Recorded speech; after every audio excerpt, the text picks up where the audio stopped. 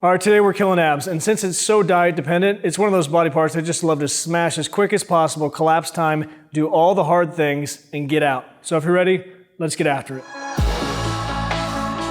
So we're starting out with a tricep because one of the nice parts about abs is they respond really well to just getting trashed.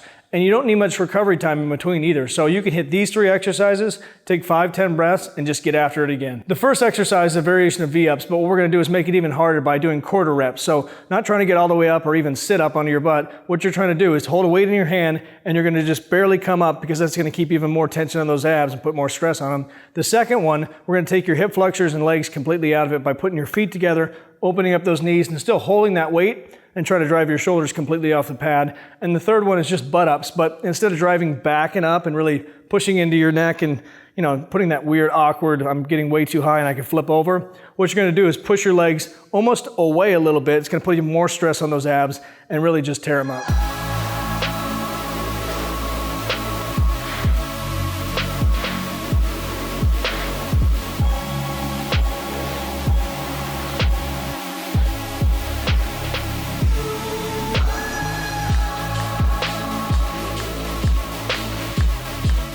Next up, I'm hitting a cable variation for obliques, and I change the way I do this every single time. Sometimes I'm coming straight down with it, sometimes a little bit of a twist across the body. It's just whatever I connect better with that day. And I know I'm gonna get some comments that say, hey, don't train your obliques at all because your abs are gonna get way too thick. And I've even said it before, in terms of training abs every single day, you might wanna skip your obliques out every once in a while. But if you're treating it like every other muscle, you're gonna wanna hit your obliques because I've never seen anybody with great abs give that advice. It's usually somebody who's completely out of shape, who doesn't have an ab in sight. That's their word of wisdom is don't train your obliques because your abs are gonna get too thick. A lot of that is genetic, how your abs and obliques actually insert.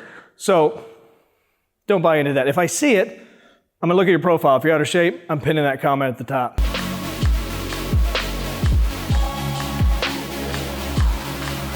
And we're finishing up with hanging ab raises. And I think it's okay to be a little bit more dynamic on these and play with the form a little bit. So if you can go legs straight, great. If not, just use your knees. And it's fine to get that flexion extension as long as your core is nice and tight the entire time.